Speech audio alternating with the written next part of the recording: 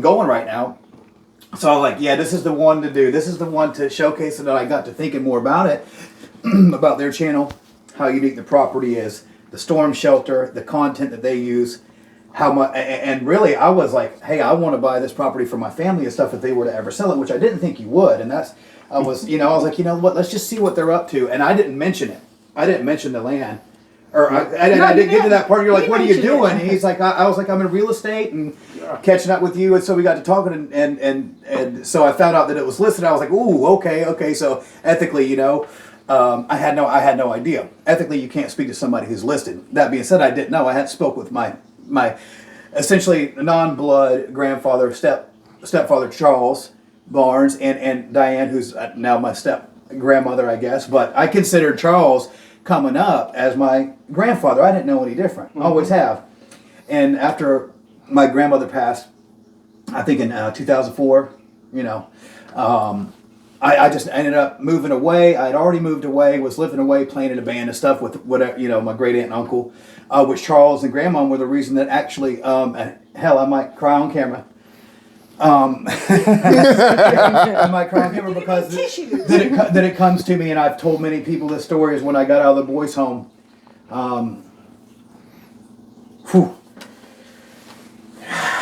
My grandmother was a lawyer here in Crestview, and yeah, I didn't expect this to happen. You want me to? Oh, you're good. Chill? No, you're good. I didn't expect to get emotional, and Charles were the reason why I was able to get out before I turned 18. It's very good. I mean, it was, in my personal opinion, it was divine intervention that brought us back together. The fact that Josh had finished up his first life in the music industry and Zach, not Josh. Zach, and moved down here. And then he called, and I didn't recognize the number, so I didn't answer it. Because we get so many, I'm sure that people do, but we get so many calls for solicitation and so on and so forth. But for whatever reason, I picked up the telephone, this one right here. I just got an old flip phone, but I pulled up, the number was, pulled up, and I looked at the number, and I said, Diane was sitting there, and I said, I don't recognize that number, and I read it out to her. And she said, I don't recognize it either. She said, probably a solicitor. And anyway, I hit send. And I sent it back, back to Zach. And when he answered the telephone, it was now just the fact that he answered the telephone that I got very emotional, just from the fact that he answered it, based on the thing that I'd lost contact with him so many years back. It was just outstanding. Yeah.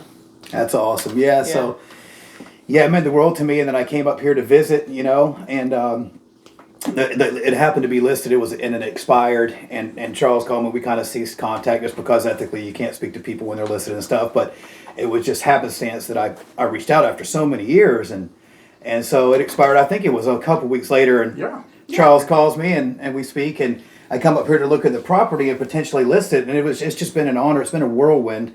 And I remember I grew up in diapers fishing out of this freshwater pond. My brother moved in with my grandmother and Charles when he was 12 years old, and left Shalimar. So we're about an hour and 15 minutes away from Shalimar, maybe an hour. I'm not sure. I live in Santa Rosa Beach now, but so yeah, it was just always just the most fondest memories.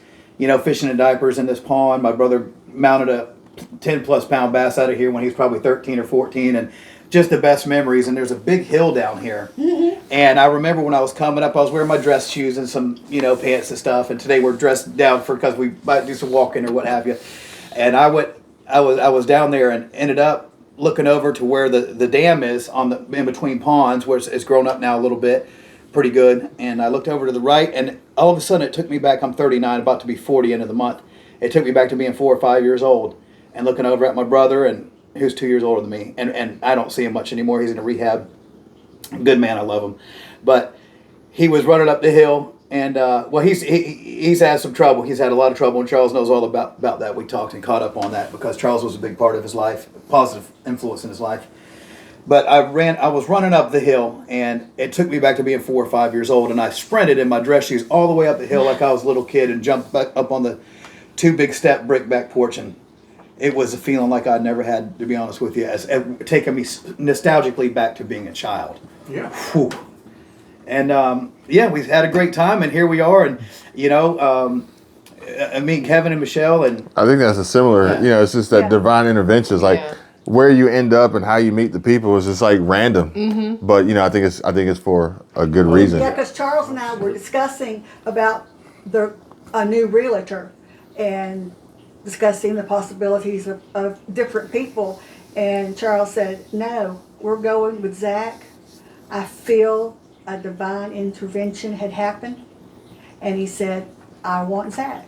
And I said, "Well, then I want Zach as well." oh, There you cool. go. That's awesome. Yes. And it's just been so smooth, and things are just going just so good. I mean, it's fantastic. It's great to have family helping a family sell real estate that has been in their family. Because they'll have your best interest at heart. They want to help the buyers, obviously, but they're also going to have your best interest at heart. So it's like a win-win. Another thing that's just so dear to me is Diane's got a son and I've got a son. I had a son and a daughter, and we lost our daughter many years ago. But neither one of them, her son nor my son, are going to have any children. Mm-hmm. I mean, her son and his wife, they have chosen not to. My son and his wife can't. Mm-hmm. So that is. So Zach coming into our life gave me a grandson and gave me great-grandchildren. And I never thought I'd ever have them. Mm-hmm. And I told my son that it's going to be his problem on Facebook to explain how I become a great-grandma. But that's been so special to us too. Yeah. So we're excited. It's not just one thing. It's just all these things when you start layering them on. Mm-hmm. It has to be. You know that there's not. It's not coincidence. Mm-hmm. One little thing happens, and all the little spider webs that move out from it that are And the you can, positives. I mean, the number of times that Diane and I have both said that, and her son has a dog, or had a big dog, and he's got another dog now, but she said, well, the only thing we'll ever have is granddogs. And so we talked about, grandchildren, and she has adopted, some children that she calls her grandchildren. And then they move away, and then we never hear or see from them again. So this is just, it's just fantastic. Now, I know what happens, where do you guys plan on going once this sells? Do you have like a destination? What are you going to do? We're not going to be far. Okay. We're going, My family's property is on Old Bethel Road. It's 1 acre. Okay. Much easier to maintain than 100 one acres. lawnmower, 15 minutes, you Done. got it cut. Yeah. And my mother, on her deathbed, made me promise to never sell it. And my brother had lived there. He passed away in 2020. And so we were going to remodel it and rent it. But when you took out the first piece of wood, it was rotted. So it went down to the studs. So we basically rebuilt the house and was going to rent it because the rental in here is like $2,500 a month. So figuring on doing that, and then the tables turned, and we decided that we're going to sell. So we said, well, we'll just make that our new residence. That'll work.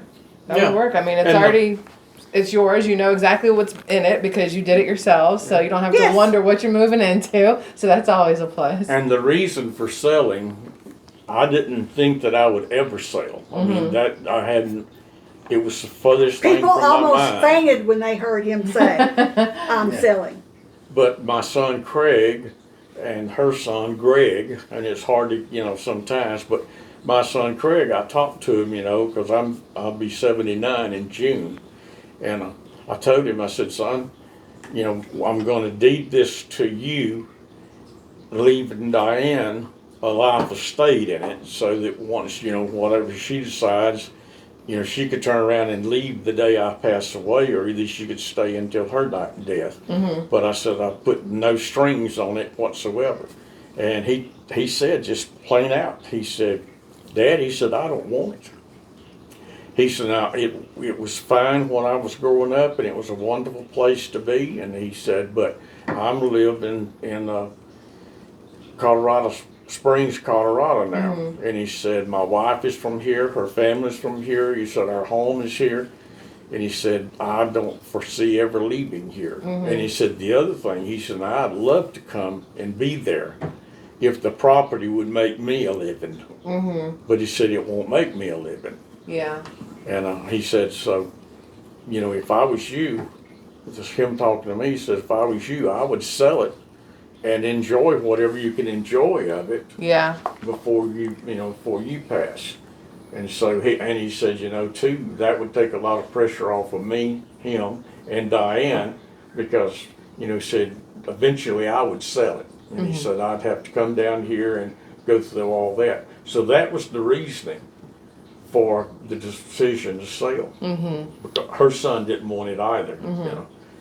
I can see the plus and the minus to it. Obviously, the perk is that hopefully you guys can get a good amount of money out of it, and you can pretty much live out doing whatever you want to do for however much time there is. But of course the downside is it is the added stress on you at this point to do it, and you're having to sell something you put so much into, and we're hoping that the family would stay. Well, and it gives me comfort knowing that I will have the money to take care of him, or he'll take care of me if something was dreadful happened. Well, I would think that being here by yourself also, if it came to that would be difficult, possibly in the long run. Also, as you get up in age, and if you're a female and you're by yourself, it might be. On 100 acres, yeah. On 100 acres. So being in a 1 acre, or maybe y'all decide that, what, forget it. We're just going to cruise the world for the rest of because you could do whatever you want at that point. You know what I mean? So. Well, I can't do, even at my age now, for the last 5 years, 8 years, it's just been difficult. I can't take care of it like I used to. I can't keep all the grass cut, bush hogged. I can't do those things that I used to do. Yeah. My mind says I need to do them, I want to do them, but when I try to translate that to the body says, you already used me up, buddy. The body says, you know what, take a nap, let's go watch some TV. Yes. You can't keep pushing. Yeah. So anyway, that's kind of where we are today and how it is. But in the early days, this compound was designed and built with the intent that if something catastrophic happened in the world, that we could maintain here. We would be self-sufficient. Which is what a lot of people are looking for right now, is that ability to be self-sufficient. The storm shelter, they had put canned goods down there. They had put seeds in sealed containers, because there were still, with Russia, Cold War. I was about to say, I was looking at the times. That would be Cold War era. 1989, when Bush and Khrushchev, I can't ever say his name, when they sat down and decided the Cold War was over. But prior to that, when we was growing up as kids, the bell would ring, the sirens would go off, and all us little youngins would dive under the desk, under our benches, or our desk. Desk. And also, the family were poor. The barns, they sharecropped. And so when his dad bought the property, it was the first land that he had ever owned.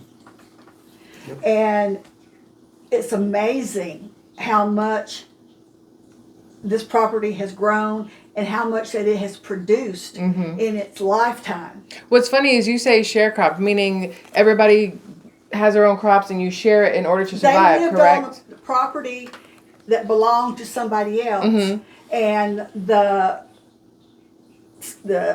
cotton or whatever, peanuts, cotton, whatever it mattered. But what it amounted to was the individual on the land had a tenant house, and that's where the sharecropper lived. So that's where Daddy and Mom and our youngins, that's where my baby sister was born.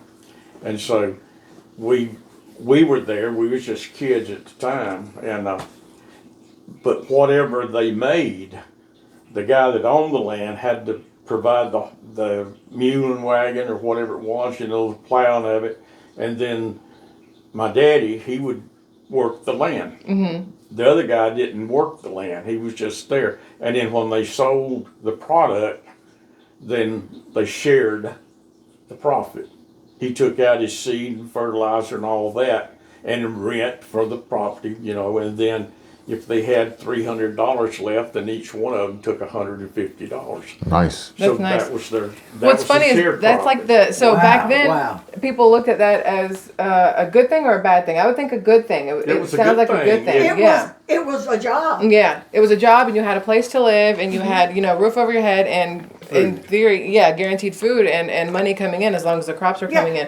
And now you have people buying these homesteads and trying to do the same thing. They're like, hey, you know what? We all go in on this land. We all live here, but it's a little different. Now it's you grow this, you grow this, you grow this, and then we'll share all of the meats and the vegetables and the fruits. Yeah. So when you said crop share or share crop, that was what I thought of as what the new way it is now is that everybody works as a community and you share everything versus how it was when you were younger. But it's the same kind of concept, I guess you could say. And the poverty thing, the theme was continued because Charles has told me stories that his mother would take one banana and make 5 sandwiches.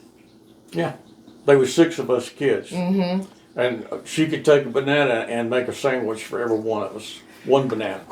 You can't do that today. We're greedy. We're all a little overweight, a little overfed, a little over everything. It wouldn't work. We never went hungry. I mean, that's what I tell people. We never went hungry because we always had a garden. And we had anything and everything we wanted. We put up, and we did here, we put up canned many jars of peas and beans. Now, funny story, when we first retired in 2009, Diane she was working with a school system, and I retired from private investigative work, and so anyway, she was just totally convinced we were going to starve. That we were going to starve to death.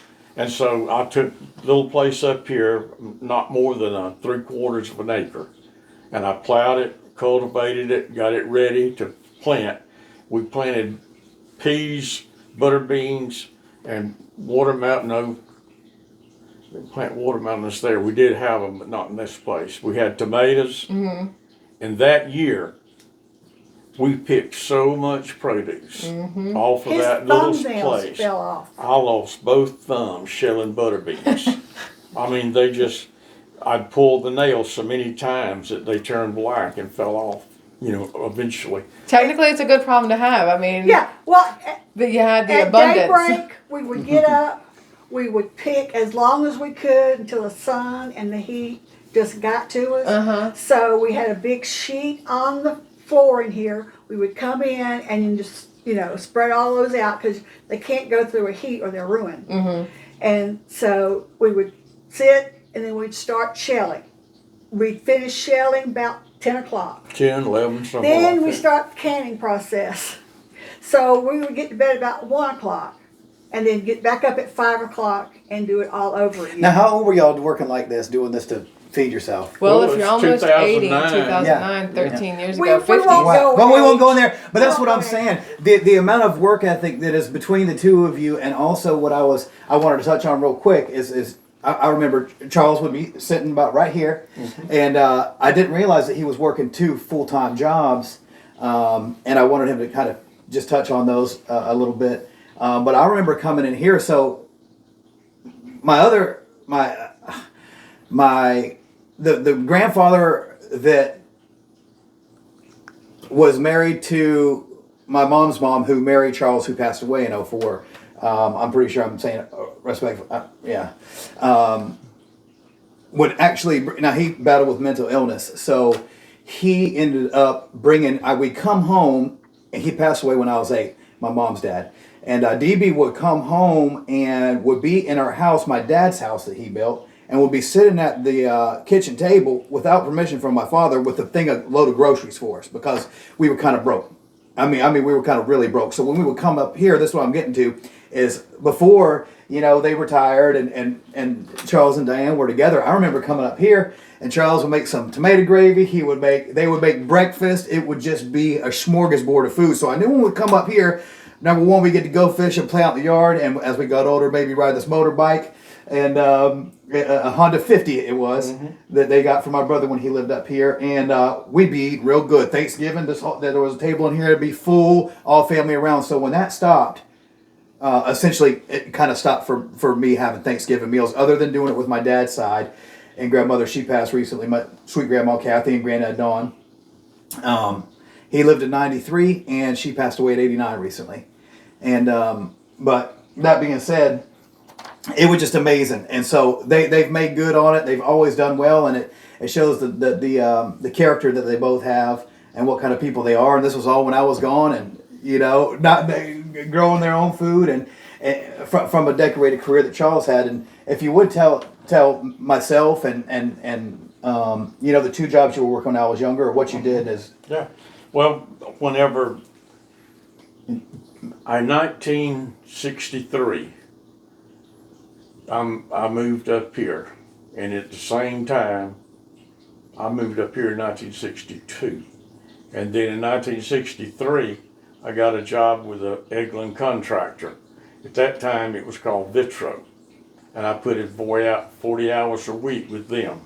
And then at the same time, I went back to school, and I got my degree in criminal justice. And so I turned around then and was working with the sheriff's department as a full-time deputy. So I stayed with them for 13 years before I hung it up, basically. And I finished up with the contractor in 2009. I had put in 46 years. Oh, wow. So that was the thing that I was doing then. Well, in 1989, I quit the sheriff's department and I opened up Barnes Investigations. And so I did investigations all the time that I was working with the contractor, and I had quit the sheriff's department. So I had never, up until the time I retired in 2009, I had never ever had one job. I always had two jobs, plus the farm. Yeah, that's a lot. So The man never slept. I was about to say that I don't hear any sleep in there. That was the original side hustle. Yes, they Yeah. And 4 hours you a also night. had Yeah. a cleaning company. Well, I did that as a part-time job. Had a janitorial service. We cleaned on Sunday at around 10 o'clock Sunday night. We cleaned. No, it was Saturday night, about 10, 11 o'clock Saturday night. We cleaned 3 or 4 businesses in town. I'm talking about buffed out the floors and put on new wax, stripped the floors and all this stuff. That's what we did, because that's where the money was. Oh, yeah. It was also where the work was. But I had all of the teachers, just about all of them, not all, but I had a lot of the teachers from Baker, a little town over here not too far from us. But I had all the men teachers and some women teachers that would come in there on Saturday around 10 o'clock, and would work all the way through until around 9:30 Sunday morning, and we'd leave just in time to take a shower and go to church. And in the amongst doing all that was the farming, the I was about to gathering of say, the crops, Yeah, that's the a planting lot. of the crops. There was just a lot of work going on. Look, today, look, Wow. I'm 41, and people my age and younger, we don't have that work ethic. I mean, I try, but even I don't think I could have done or could do what you did. I couldn't do it again. Yeah, I mean, it's impressive to hear. It's But in very the day, impressive. it It's was- shocking. It's shocking to hear, actually. Yeah. In the day, it was something else. And too, with all of that too, I was taking care of my mother and daddy. My dad, they were not invalid. But I was thinking here sometimes back, my sister Faye had come out and she took care of mother after daddy passed away for years and years. But my mom and dad, they never paid a dime for insurance. I paid all of that. And I mean, I'm not saying that boasting myself, but the good book says, honor your father and mother, and long your days shall be. And it also shows how hard you work to be able to do that. And so I took care of them. I changed the oil in their car whenever it needed to be. And if they had a light bulb that went out, I went down and changed it out. If they had whatever they had that I needed to do, I did. I remember changing your brakes on one of your Cecil, your father's, your daddy's car one time, and I was there, and he showed me how to change brake pads. I remember that. Yeah. And you also took care I was of a your kid, Grandma Birdie. you know. That's Grandma awesome. Birdie, he took care of, and because he worked so much, she would always call him, and he wouldn't answer because he wasn't at home. So she calls the phone company and has his phone disconnected. And so he comes home, finds out he has no phone service, and she said, well, I cut it off because you never answered it, so you didn't need it. Oh my gosh. Oh my gosh. I came in and the phone's dead, like Diane said, and I went to the neighbors up there and used their telephone and called to find out what the problem was, and said, well, Mrs. Barnes called and canceled your line. She Wow. said, we disconnected you up here at this mainframe. Yeah.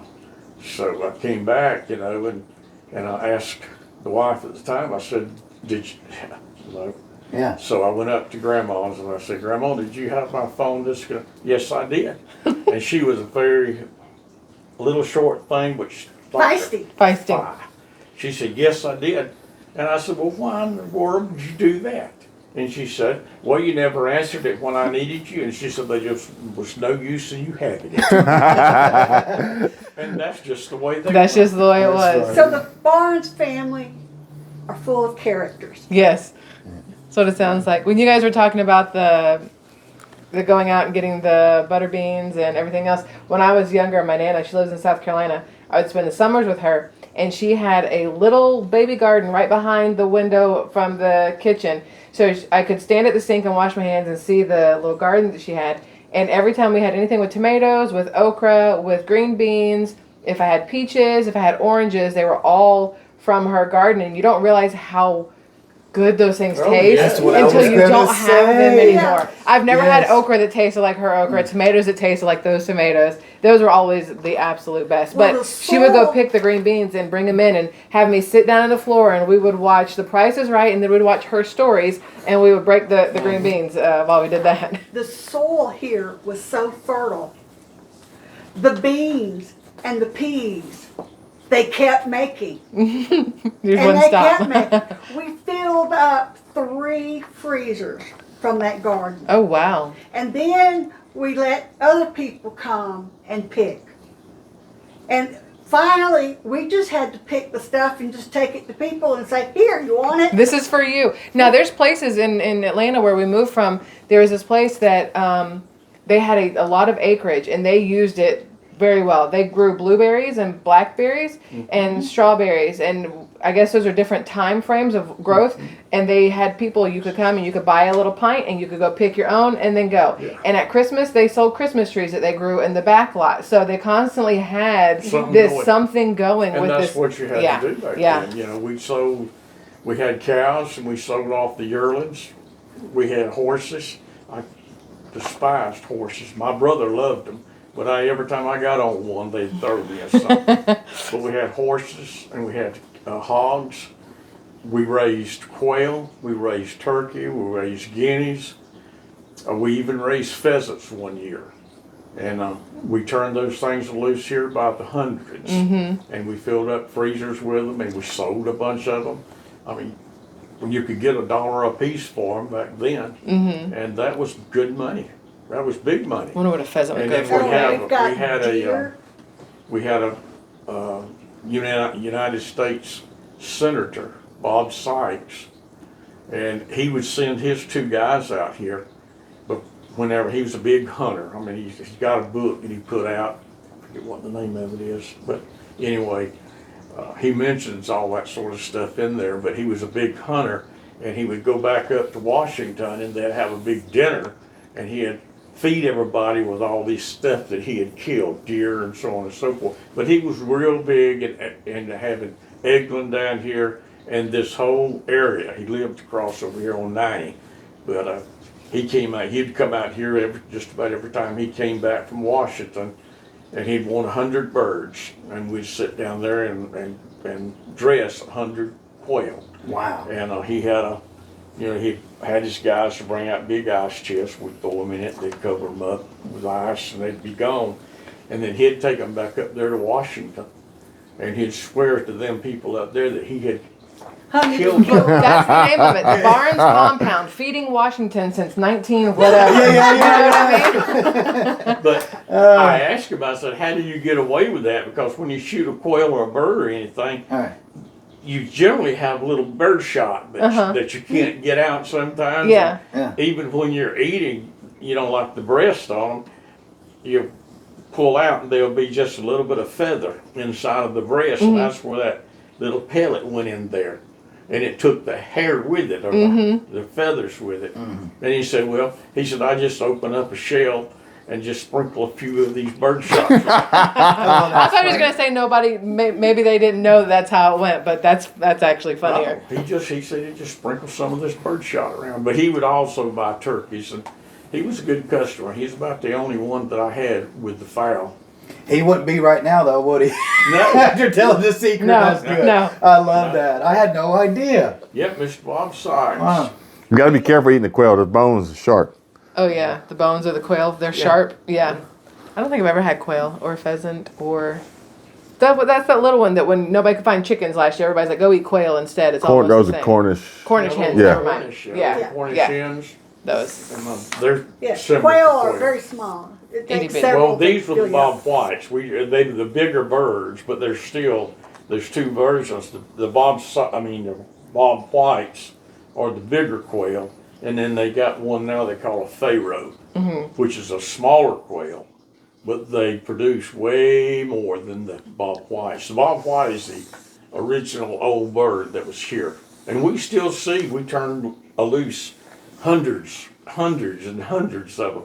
And Diane just saw some of them just a little while back crossing the road. I just picture walking out there and then just being bombarded by all these different little flocks of birds, Yeah. different birds coming at you. I remember hearing, Bob White, because that's about the sound they make when they're Bob called. White. Bob White. Wow. Oh, let's go look at this property. Yeah. I just realized because